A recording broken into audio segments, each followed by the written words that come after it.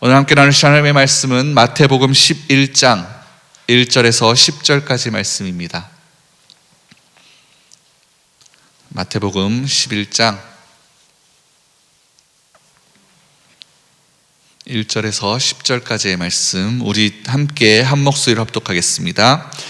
예수께서 12제자에게 명하기를 마치시고 이에 그들의 여러 동네에서 가르치시며 전도하시려고 거기를 떠나가시니라.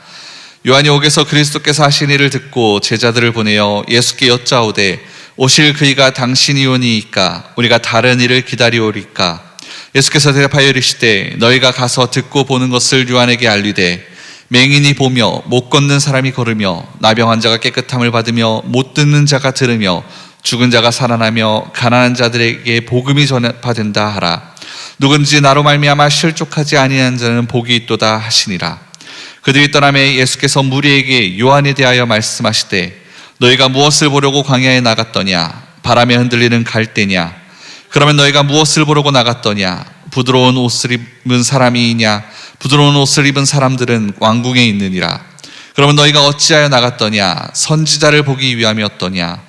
옳다, 내가 너희에게 이르노니 선지자보다 더 나은 자니라. 기록된 바 보라, 내가 내 사자를 내 앞에 보내노니 그가 내 길을 내 앞에서 준비하리라 하신 것이 이 사람에 대한 말씀이니라. 아멘. 미국의 저명한 기독교 작가 중에 필립 얀시라는 분이 있습니다. 그분이 쓴 책 중에 제목이 좀 특이한데 Disappointment with God이라는 책이 있는데 한국말로 번역하면은 하나님 당신께 실망했습니다라는 책입니다. 하나님 당신께 실망했습니다. 이 책은 그 작가님이 만난 리처드라는 한 청년의 이야기로부터 시작이 되는데, 이 청년은 신학생이었는데 그런데 어느 시점에서 하나님께 대한 어떤 마음이 실망되어지고 좌절되어지면서 신앙을 버리기로 결정을 한 그런 사람이었습니다.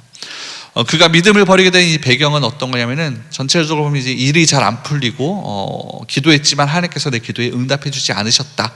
그런 이유로 믿음을 버리게 되었는데, 그 리처드라는 청년이 청소년 때 부모님들이 이혼을 하시고 그가 성인이 되었어서 직장에 들어갔을 때 직장 내에서 계속된 어떤 문제들이 일어나게 되어지고, 또 여자친구로부터 헤어지자라는 통보를 받게 되어지고, 또 건강에도 문제가 생기면서 우울증을 오랫동안 앓게 되어집니다. 그래서 이런 여러 가지 복합적인 문제들이 인생 가운데 찾아왔을 때 결국 하나님으로부터 돌아서는 그런 결정을 하게 되면서 믿음을 버리게 되어졌을 때 그가 가지고 있었던 모든 성경책과 신앙 서적들을 불에 태우기까지 하면서 자신은 이 신앙과 상관이 없다라는 것을 결단하게 되어진 그런 사람인데, 그런데 이 세상에는 이 리처드와 같이 말로 그렇게 행동으로 표현하지 않는다 하더라도 하나님께 대한 어떤 실망, 그것을 가지고 있는 사람들, 믿음을 가지고 살았지만 그 믿음이 흔들리는 것을 경험하는 사람들이 세상 가운데 굉장히 많다라고 이 책에서 얘기하면서, 그래서 이에 대해서 이 필립 얀시라는 작가가 얘기하기를 드러내놓고 사람들이 말하지 않지만 사람들이 가지고 있는, 하나님께 품고 있는 세 가지 의문이 있다라고 얘기를 합니다. 그 세 가지 의문이 뭐냐면은, 첫 번째는 하나님께서는 정말 공평하신가? 또 두 번째는 하나님은 정말 침묵하지 아니하시는가? 세 번째는 하나님은 어디 숨어 계시는 게 아닌가? 이런 질문들이 사람들 마음 가운데 있다는 겁니다.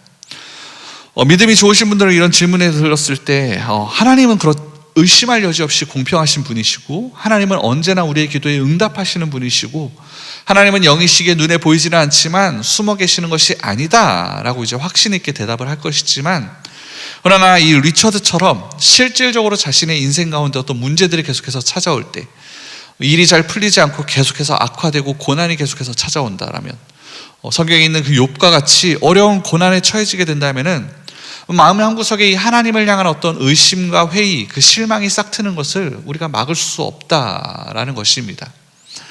오늘 본문에서도 보면은 다른 사람이 아니라 우리가 잘 아는 이 침례 요한, 예수님께서 이 여자가 낳은 자 중에 가장 큰 자다라고 칭찬했던 요한 역시도 예수님에 대해 어떤 의심의 마음이 일어난 것을, 그러한 모습을 우리가 볼 수가 있습니다.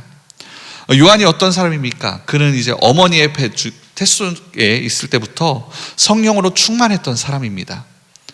또 그는 나중에 예수님을 사람들에게 소개한 장본인이기도 했습니다. 예수님을 바라보면서 보라, 세상 죄를 지고 가는 하나님의 어린 양이로다. 라고 얘기하면서 예수님 앞에서 자신을 철저히 낮추고 오직 예수님만 높였던 사람이 침례 요한입니다. 사람들이 당신이 요한을 찾아서 당신이 그 메시아입니까? 라고 물었을 때 나는 결코 아니다 라고 하면서 나는 오실 그분의 신발끈도 감당할 수 없다, 그렇게 얘기하면서 자신을 철저히 낮췄던 사람입니다. 뿐만 아니라 자신의 제자들이 이제 예수님을 향해서 나아가게 되었을 때 그것을 시기하지 않고 그는 흥하여야 하겠고 나는 쇠하여야 된다라고 그것을 당연하게 얘기했던 사람이 이 침례 요한이었습니다.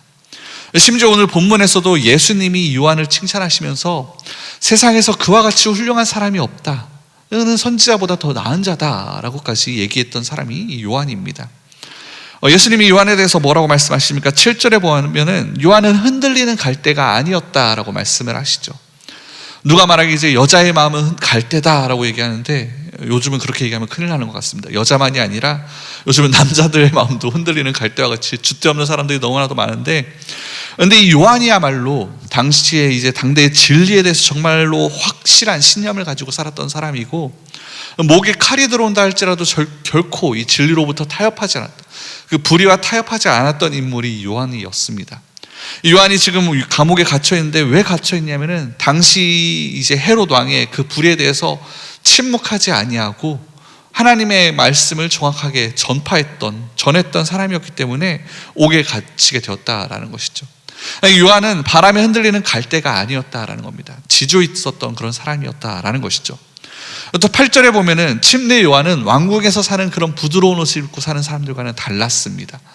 부드러운 옷을 입고 산다, 당시에 그럴 수 있었던 사람은 어떤 사람이냐면은 자신의 안위와 자신의 행복만을 바라보고 그것만을 추구하는 삶의 결과가 왕궁에서 부드러운 옷을 입고 사는 사람들이었습니다. 그런데 예수님은 이 광야에서 낙타 털옷을 입고 맥두기와 석청을 먹으면서 사는 이 침례 요한은 그런 자들과 다르다, 그렇게 권력에 기생해서 부드러운 옷을 입고 사는 그런 사람들과는 다르다라고 말씀하시는 겁니다. 요한은 그 권력이 주는 달콤함, 그런 부드러움보다는 진리를 위해서 거친 옷과 거친 음식을 선택한 그런 사람이었다라고 말씀을 하십니다. 뿐만 아니라 9절에서 요한은 진정 선지자, 예언가였다라고 칭찬을 하십니다. 요한은 선지자요, 보면 선지자보다 더 나은 자다라고 예수님께서 말씀하시는데, 선지자는 하나님의 말씀을 받아서 그것을 전하는 사람입니다. 그런데 요한은 그렇게 말로만 전했을 뿐만 아니라 몸으로 직접, 삶으로 직접 그 말씀을 살아냈던, 그러니까 정말 선지자보다 더 나은 그런 사람이었다라는 것입니다. 이와 같이 예수님의 많은 칭찬을 받은 그런 요한인데, 그런 예수님에 향한 그런 믿음이 요한 속에서도 어떤 의심의 모습들이 나타났다라는 것을 오늘 말씀 가운데 우리가 볼 수 있다라는 것이죠. 그런 이 요한 같은 신앙인이지만, 믿음이 있는 사람이었지만 그가 어떤 의심의 마음을 품었다라는 겁니다. 그런데 여러분, 우리가 기억할 것은 의심이라는 것이 꼭 신앙이 없는 사람들에게만 오는 것이 아니라는 겁니다. 오히려 믿음이 가득하고 믿음이 투철한 사람에게도 이 의심의 문제가 찾아올 수 있다는 것인데, 20세기 가장 유명한 기독교의 의사로 꼽히는 이제 폴 투르니에라는 이제 사람이 이렇게 말을 합니다. 의심의 여지가 전혀 없는 곳에는 더 이상 믿어야 할 것도 없다. 의심의 여지가 전혀 없는 곳에는 더 이상 믿어야 할 것도 없다, 이런 얘기를 합니다. 그러니까 의심할 것이 전혀 없는, 사실상 어떤 사실이 되어버린 그곳에는 우리가 어떤 믿음의 요구가 일어나지 않는다라는 것입니다. 즉 무슨 얘기냐면은 의심과 믿음은 동전의 앞과 뒤, 그것과 같다라는 것이죠. 믿음은 사실상 의심이 있어야만 일어날 수 있는 것이고, 의심 역시도 믿음이 있어야만 일어날 수 있다라는 것입니다. 그래서 오늘 본문 2절과 4절을 보면은 요한이 뭐라고 얘기하면은, 요한이 옥에서 그리스도께서 하신 일을 듣고 제자들을 보내어 예수께 여짜오되 오실 그이가 당신이 오니까 우리가 다른 일을 기다리오리까. 어떤 상황이냐면 요한이 지금 긴가민가 하고 있는 겁니다. 제자들로부터 예수님께서 하신 일들에 대해서 쭉 전해 들으니까 질문이 생겨나기 시작하는 것이죠. 이 사람이 정말 우리가 기다리던 그 메시아가 맞는 것인가? 우리가 기대하던 그 인물이 맞는가? 내가 지금 다른 사람을 메시아로 지목한 것이 아닌가? 그런 의심이, 그런 의문이 지금 요한에게 생겼다라는 겁니다. 그런데 왜 그랬는가? 이 본문에서 이 중요한 단서를 하나 발견할 수 있는데, 2절에서 요한이 옥에서 제자들을 보내어 라고 말씀하는 구절이 있습니다. 지금 사실 요한이 옥에 갇혀 있는데, 요한이 지금 옥에 갇힐 만한 일을 하지는 않았습니다. 하나님의 말씀을, 그것을 이제 불의한 왕을 꾸짖었을 뿐입니다. 그러니까 뭐냐면은 소신껏 설교를 했을 뿐입니다. 그러니까 정말 불의한 상황 가운데 옥에 갇혀 있는 상황인데, 근데 이것이 하루 이틀이 아니라 우리가 보기엔 최소한 1년 이상은 옥에 갇혀져 있는 것으로 보고 있습니다. 당시 감옥은 오늘날 우리가 생각하는 감옥과 다릅니다. 빛이 전혀 들어오지도 않았고요, 매를 맞고 추위와 배고픔을 견뎌야만 하는 그런 혹독한 곳이었습니다. 광야의 생활에 익숙한 이 요한이었지만 그 어떤 광야의 삶보다도 더 춥고 견디기 힘든 상황이 이 감옥 가운데 펼쳐지고 있었다라는 것이죠. 그러다 보니까 요한은 지금 하루하루 죽음의 그런 위기가 나에게 임박해 오고 있다라는 것을 바라보면서 살고 있던 중입니다. 정말 주님을 위해서 살았고 선지자로서 하나님의 말씀을 바로 선포했을 뿐인데 옥에 갇혀서 죽을 날만을 지금 기다리고 있는 그런 요한, 그런 그에게 이제 예수님께서 이 메시아로서 뭔가 움직이시고 메시아로서 뭔가 일을 하시길 바라는 그런 마음이 있었는데, 그런 요한의 기대와 그런 마음과 달리 예수님께서는 지금 너무나도 조용하게 움직이고 계신다, 그런 느낌을 지금 요한이 받았을지도 모르겠다라는 겁니다. 그래서 예수님께 대한 어떤 자신의 마음이 흔들리기 시작하지 않았나, 그런 생각이 들 수 있는데, 사람들이 여러분 언제 신앙이 흔들리게 될까요? 의를 위해서 고난을 받고 핍박을 받지만 그 고난이 생각보다 길어질 때 여러분 신앙이 흔들릴 수 있습니다. 하나님에 대한 실망감이 그 마음 가운데 생겨날 수 있습니다. 나는 아무런 잘못도 하지 않았고 정말 주님을 위해서, 의를 위해서 살았을 뿐인데 연거푸 내 삶 가운데 고난이 밀려오기 시작을 할 때, 그리고 또 하나님의 어떤 기도의 응답이 계속해서 늦춰지고 응답이 이루어지지 않을 때, 처음에는 나에게 왜 이런 일이 일어났을까, 그런 것을 생각하고 자책하기도 하겠지만 결국에는 하나님을 향해서 비난의 화살을 돌리게 되어진다라는 겁니다. 저 같은 경우도 이제 목회자로서 저 개인의 생활뿐만 아니라 우리 성도님들이 당하는 고난에 대해서 듣게 되어질 때 영적으로 제 마음이 침체될 때가 있습니다. 너무나도 착하시고 너무나도 아무 잘못이 없는 그런 분들이, 당신이 혹은 그들의 자녀분들이 고통을 당할 때, 어떤 질병이 그들 가운데 찾아올 때 치유를 위해서 계속해서 끊임없이 기도하지만 하나님께서 뭔가 침묵하시고 응답하지 아니하실 때 그런 의심의 마음이 생겨나는 것은 어쩔 수 없다라는 것이죠. 그런데 이와 같이 의인이 받는 고난에 대해서 분명한 답이 없을 때 우리의 신앙은 방황하게 되어지고 실망감이 생겨나게 되어진다라는 겁니다. 그런데 그러한 마음을 우리 주님께서도 이해하셨던 것 같습니다. 요한이 사람을 보내서 당신이 메시아가 맞습니까? 우리가 다른 사람을 기다려야 됩니까? 라고 물을 때에 예수님은 그런 요한의 질문에 대해서, 요한의 그런 믿음 없는 모습에 대해서 책망하지 않으셨습니다. 그런 믿음 없는 질문을 왜 하느냐고 혼내지 않으시고 충분히 그 마음을 이해하셨는지 뭐라 말씀하시냐면은 너희가 듣고 보는 것을 그대로 요한에게 전해주라 하시면서 예수께서 이르시되 너희가 가서 듣고 보는 것을 요한에게 알리되 맹인이 보며 못 걷는 사람이 걸으며 나병 환자가 깨끗함을 받으며 못 듣는 자가 들으며 죽은 자가 살아나며 가난한 자에게 복음이 전파된다 하라. 요한의 질문에 직접적으로 대답하지는 않으셨지만 자신이 분명한 메시아이심을 말씀을 통해서 증거하십니다. 이사야서에 예언되어졌던 구약의 그 메시아가 와서 하게 될 일들, 일어나게 일들에 대해서 쭉 나열을 하시면서 지금 그 일이 일어나고 있고 내가 지금 그 일을 하고 있다라고 전해주라라는 겁니다. 그러면서 아주 중요한 말씀을 예수님께서 덧붙이시는데, 잠시 그 마음 가운데 의심이 일어날 수 있지만 결코 넘어져서는 안 된다라고 하시면서 그 마음을 붙잡아 주십니다. 오늘 본문 11장 6절 말씀인데 6절 말씀 함께 읽었으면 좋겠습니다. 11장 6절의 말씀 시작.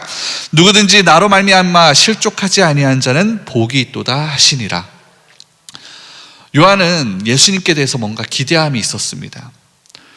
예수가 정말 진정한 메시아라면은 나를 구해주지 않을까라는 기대였던 것 같습니다. 아니, 좀 더 정확하게 얘기하면은 나를 구해줄 거라는 기대보다는 예수님께서 오셨을 때 지금 이 악한 헤롯을 멸하시고 의로운 나라를 세우실 거다라는 그런 기대가 요한에게 있었던 것 같습니다.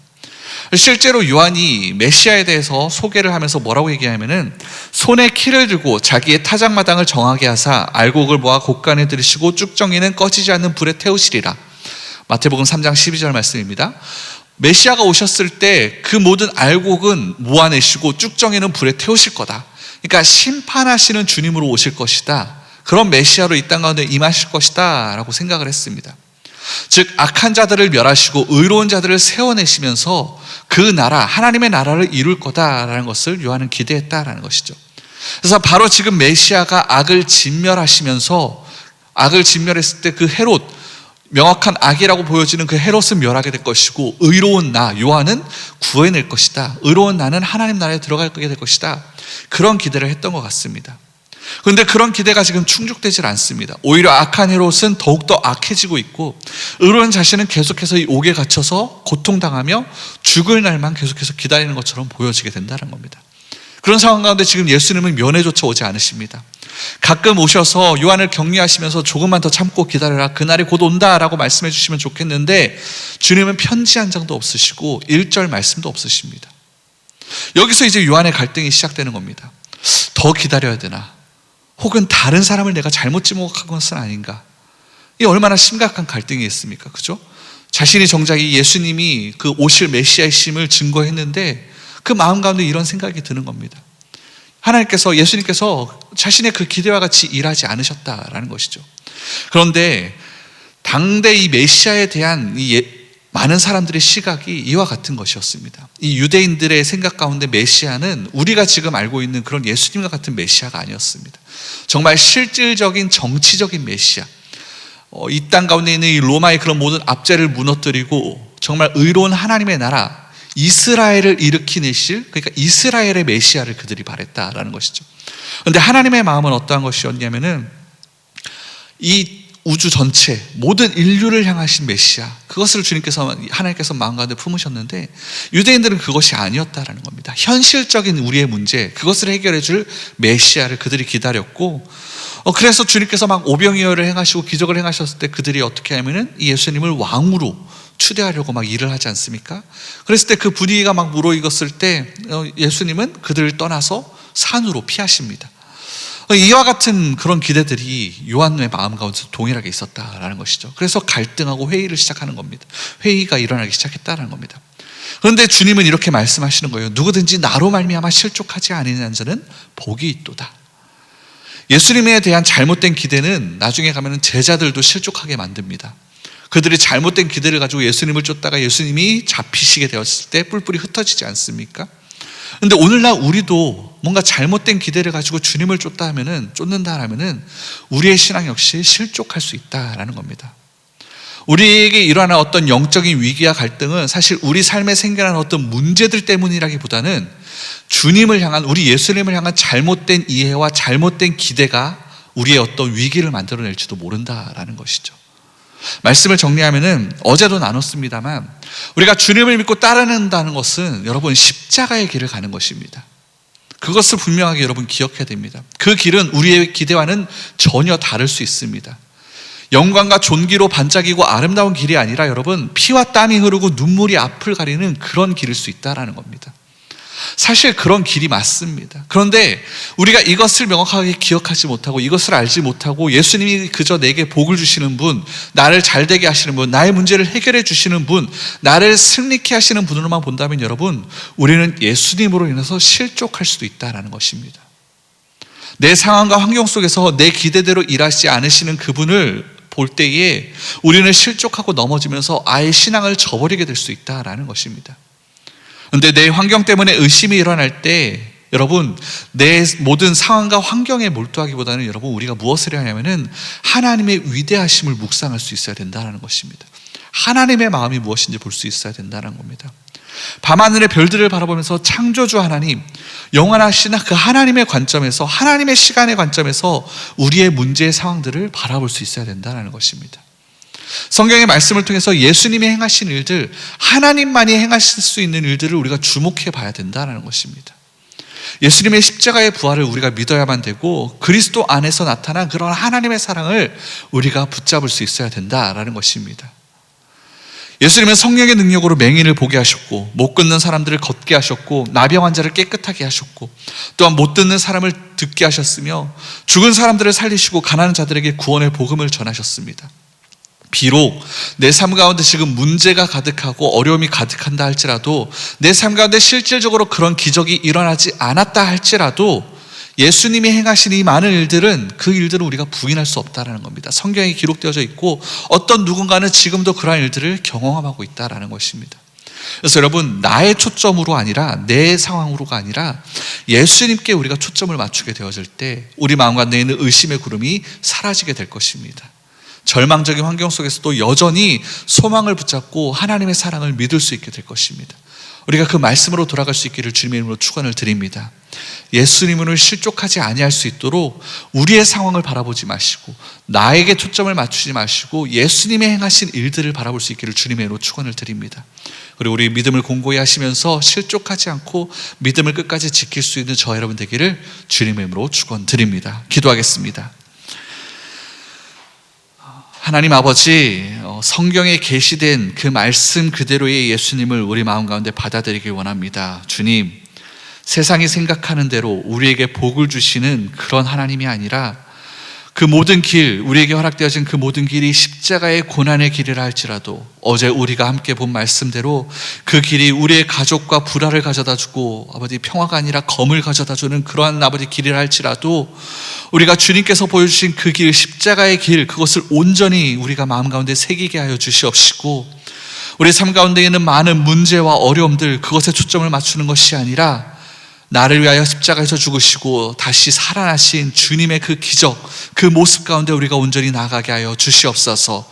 그래 우리가 우리의 상황 가운데 실족하지 아니하고 살아나신 예수님만을 붙잡고 믿어가게 하여 주시옵시고 그 믿음으로 말미암아 매일같이 승리를 경험하는 죄 백성들 모두 되어줄 수 있도록 주님 은혜 더하여 주시옵소서. 그래야 정말 요한과 같이 주님 앞에서 선지자보다 더 큰 자라 칭찬받을 수 있는 우리 모두 되어지게 하여 주시옵시고 그렇게 우리 역시 하나님 아버지 주님 오실 그 길을 예비하며 살아갈 수 있는 우리 모두 될 수 있도록 주의 은혜로 이 시간 우리를 붙잡아 주시옵소서. 오늘 말씀 살아계신 예수님의 이름으로 기도드립니다.